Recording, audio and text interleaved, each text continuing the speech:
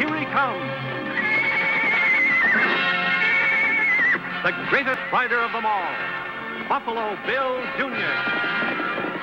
with his little sister, Calamity. Buffalo Bill Jr. brings you exciting action, thrill, and fun with Judge Ben fair and square, Wiley. Ride the road to adventure with Buffalo Bill Jr.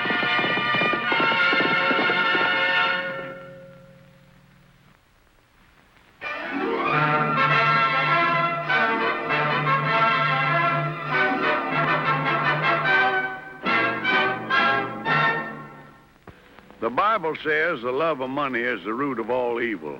Men will lie, steal, even kill for it, especially when the money is buried treasure, over $250,000 in cash, buried by none other than Jesse James himself.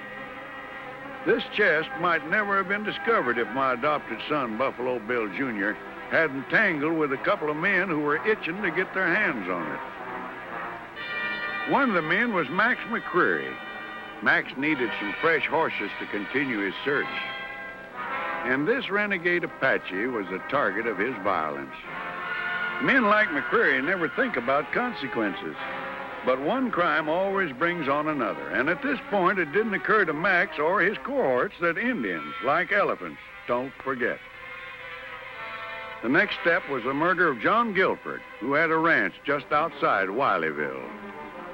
Of course, at the time, we didn't know what we know now, and we all figured the killer was Guilford's hired hand, Bert Corey. Especially when one of the neighbors rode in and found Corey kneeling over Guilford's body. When we got the news in Wileyville, I sent Buffalo Bill Jr. out to bring Corey back.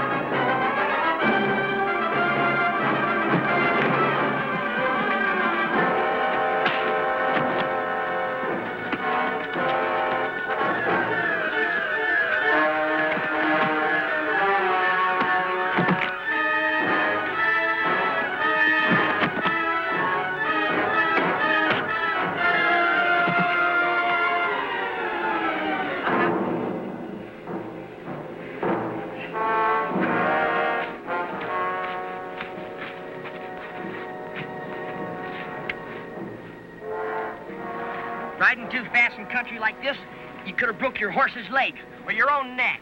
Yeah, what have I got to lose? You? Maybe nothing, Corey. But your horse wouldn't have liked it one bit. Now it's this way, Corey.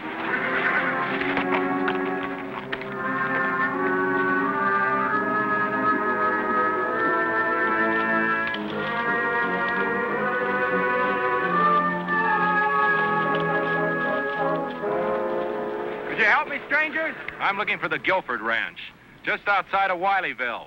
A man by the name of John Guilford. Mr. Guilford's dead. He was killed this morning. Killed? How? Who did it? Kind of looks like this fella did. Anyway, I'm taking him back to Wileyville. Well, my name's Kent, Bob Kent. Well, I'm called Buffalo Bill Jr. Howdy. How are you? Why would you want to kill John Guilford? I didn't. He was dead when I got to him. Then what'd you run away for? I got in trouble once. Served a year in prison. I knew they'd accuse me, and, well, I was scared. You know, he could be telling the truth. He might. Say, Mr. Kent, why don't you ride back into Wileyville with us? And we'll let Judge Ben Wiley decide. Right.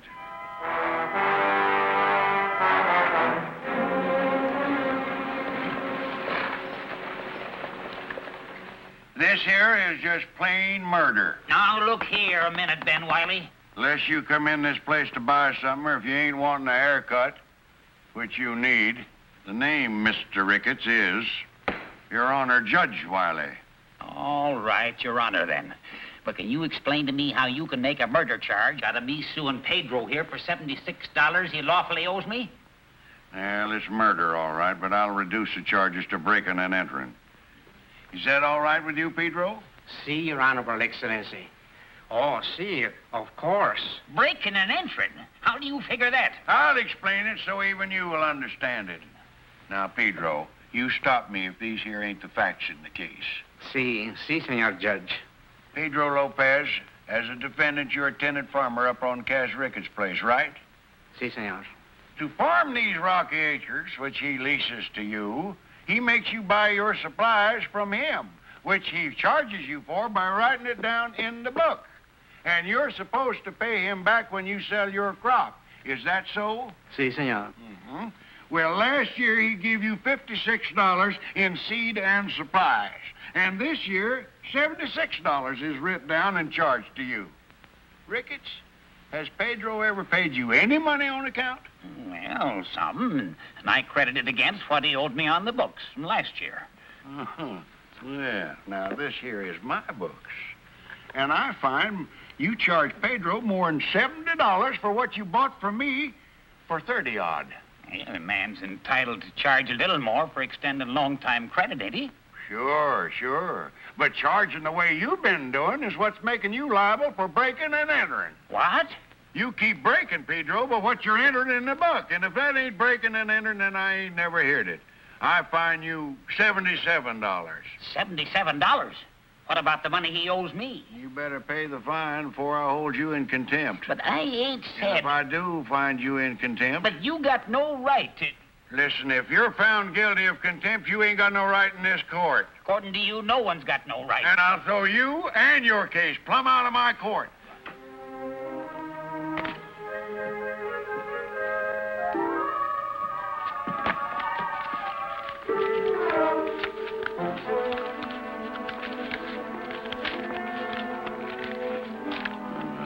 $77. There. But what am I supposed to do with all this dinero, Your Excellency? Why, pay your lawful debts, of course. And that dollar that's left over, go out and get yourself a decent meal. Looks to me like you can stand one. Oh, gracias, Senor Judge. Court's adjourned. I got business over at the county seat.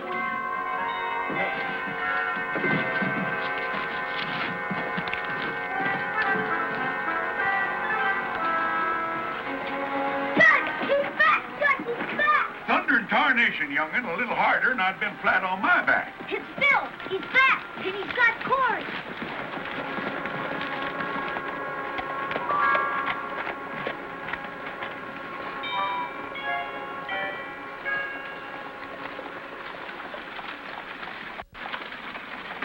Well, I see you got him. Good work, Bill. He sure was a running. Well, this liable to be the last running he'll do for quite a spell. Judge Wiley, Yes? I don't think this man killed John Guilford.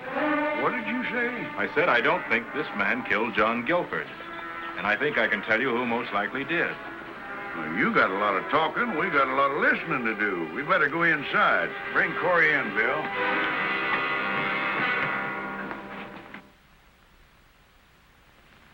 There were 4 of us.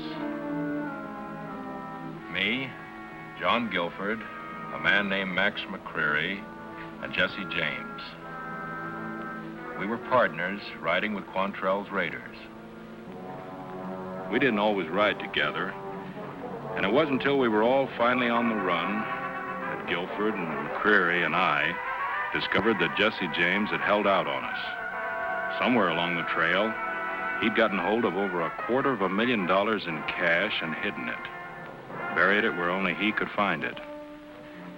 Jesse had a map showing where the money was buried. When we caught up with him, we forced him to divide it into 4 parts, and we each took a part, promising to meet later, put our parts of the map together and dig up the money and share it equally.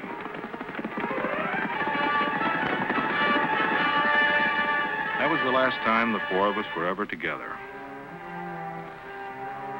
We split up and went our own ways. I finally went east to live, and Guilford ended up ranching down here in Wileyville. McCreary was caught and went to prison. You know what happened to Jesse James, how he was shot in the back. For a while, as best we could, we kept in touch with one another. Long enough to find out that McCreary had gotten a hold of Jesse James' part of the map. 2 weeks ago, McCreary was released from prison without letting either Guilford or me know about it. And you figure this McCreary man is trying to get a hold of the other 2 parts of the map so he can get the money himself, huh? I came down here to warn Guilford, but... You think McCreary got here before you and killed him? I told you I didn't do it. Now, hold on just a minute. Now, this might be the answer, but it ain't evidence. And a court of law has got to have evidence. It all adds up, Judge. Yes, and you having the last piece of map makes you a prime candidate for a bullet in the back, if this McCreary is still in these parts. He sure is, Judge. Remember the Indian horses that were stolen and the missing supplies from Mr. Ricketts' place? What are you yammering about? Calamity's right, Judge. Shovels and stuff from Ricketts, horses from the Indians. Well, somebody stole them, and it could be McCreary because it makes sense.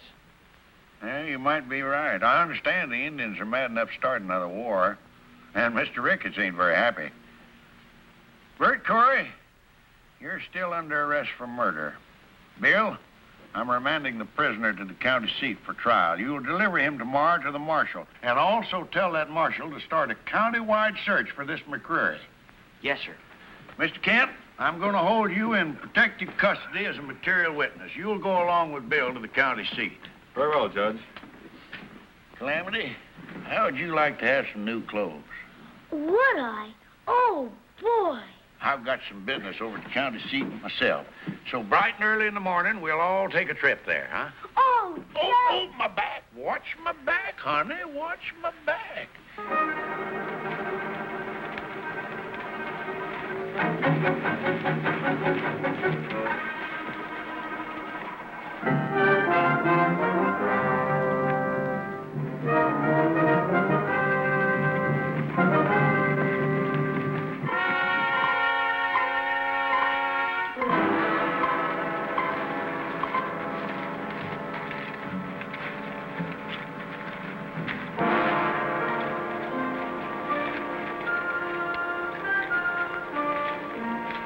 Indian ponies. Tracks can't be more than a couple hours old. Well, I guess I wasn't so far wrong when I said those Indians were mad. Something wrong? Yeah, we're a long ways from the reservation. Indians out here where they don't belong can only mean one thing. Trouble. Yeah, stealing a renegade Indian's horse is worse than committing suicide. They never rest till they track you down. We didn't take their horses. It was McCreary. A renegade redskin itching to lift scalps doesn't stop to ask which one is McCreary. Gee, we've gone too far to turn back. We'll never make the county seat before tomorrow. How about it, Bill? Well, it sure isn't safe to travel after dark. We'd best hold up for the night. Where? I got an idea. It's a little out of our way, but we'll be safe there. It's the old deserted shack up there by Potter's Lake. Where did you say? Potter's Lake. It isn't far. Come on. Come on, Corey.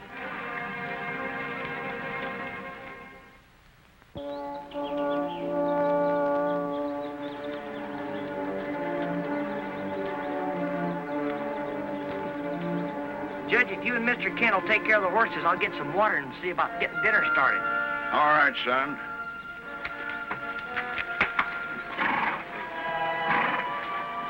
Here, Judge.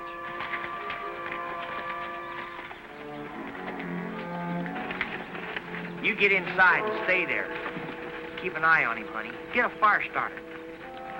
Come on, let's go.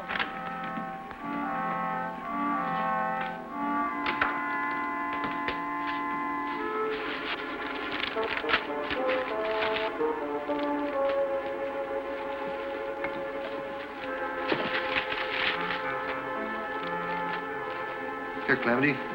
Let me help you. Thanks. Oh, Mr. Corey, what's the matter? I tripped over the bench, hurt my shoulder. What can I do? Untie my hands, quick. Hurry. Oh, my shoulder hurt.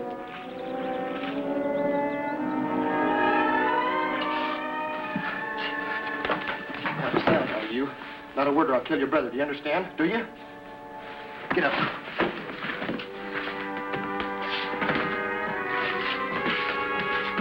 Remember now, not a sound.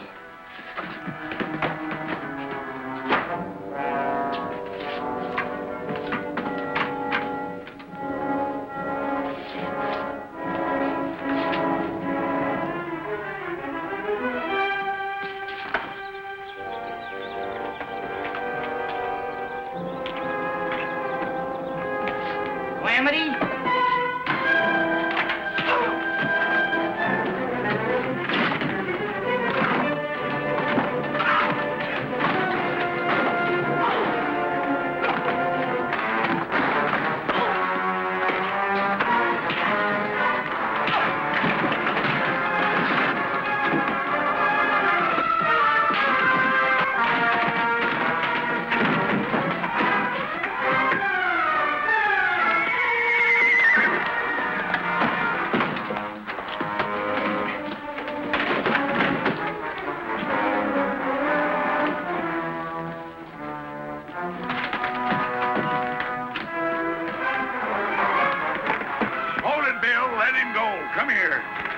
But, Judge, what are you stopping me for? The sun will be down in a half hour, and it'll be too dark to trail him. But I could have tried. Do you remember the Indian tracks? We'll all be safer if we stick together. You're right, Judge.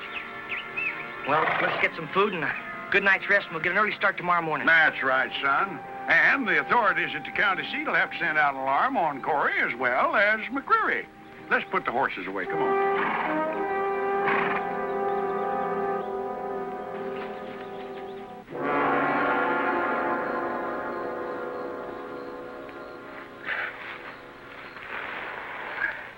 That better? Yeah, thanks. Your horse broke his leg up in the hills there, and some rocks threw you on your head, knocked you out. The boys here found you and brought you in. Where were you heading for, rushing through the hills at night like that? Oh, it's that way, huh? On the run. Well, never mind, we're in the same fix ourselves. What are they after you for? They think I killed old man Guilford. You hear that? They think he killed Guilford. So they blame that on you. Well, never mind. We'll take care of you. Even got an extra horse for you, thanks to some engines. Grab yourself some chow. What's your name, feller? Bert Corey. Mine's McCreary. Max McCreary. You're the one that killed Guilford for the map. What do you know about a map? Nothing. I swear it, nothing. Was there a man named Kent there, Bob? Can't answer me. What do you know about a map and a man named Bob Kent? I don't know nothing. I swear it, nothing.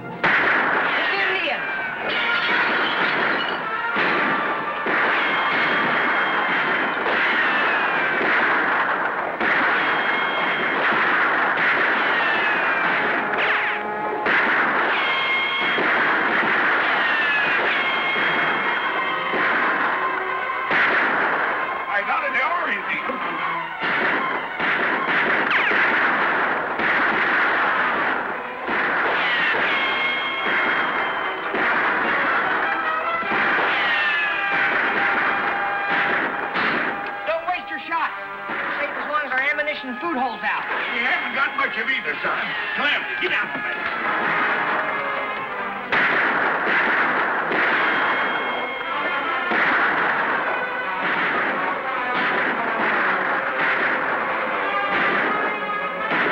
Somebody's helping us. Hold your fire. They're running off the Indian.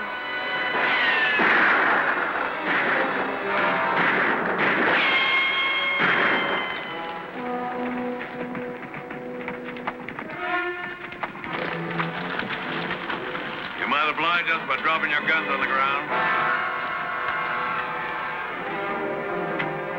It's McCreary. Better do as he says. Hello, Bob. Been a long time, hasn't it?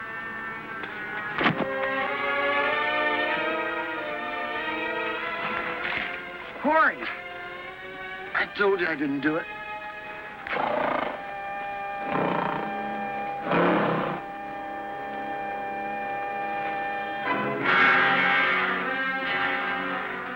Well, here we are. 4 pieces of paper. Put them together and you got yourself $250,000 in cash. Mr. Jesse James' private little nest egg. With those 3 pieces, I had everything I needed except the name and the place.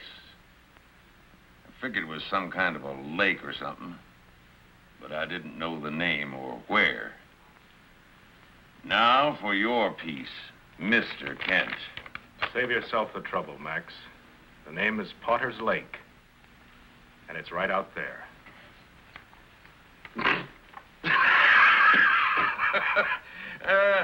Poor Guilford. Sitting practically right on it and didn't know it. Take him outside down to the lake. We got us some digging to do.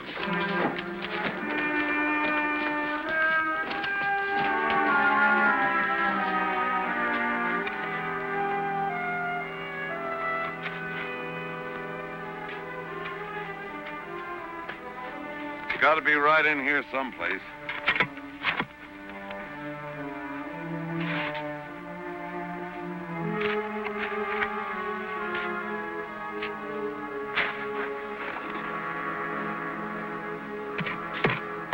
Hey, he's got it.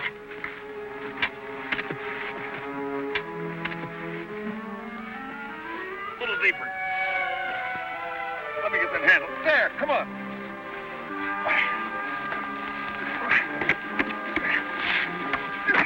I'll get that off of there quick. Indians. Down on the ground, everybody.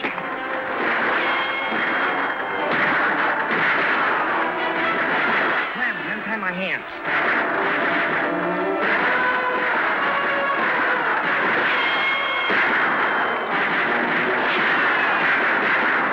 Okay, I'll get yours. Now, untie the judge.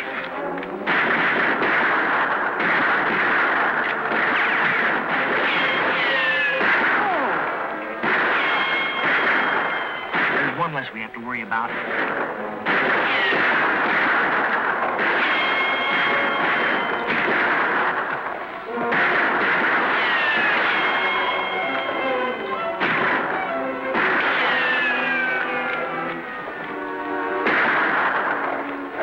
Hold it. We've run them off. Now!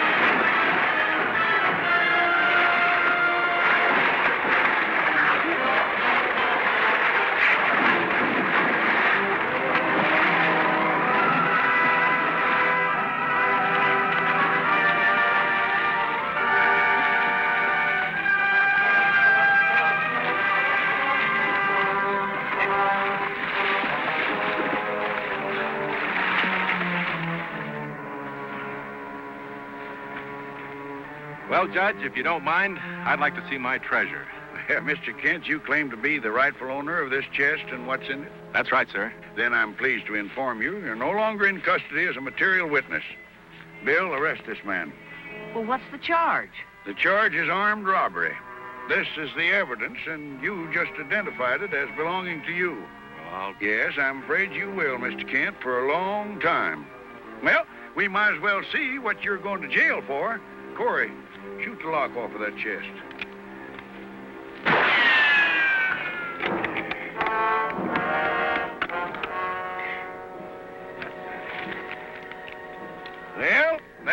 Mr. Kent. Your $250,000. Confederate currency.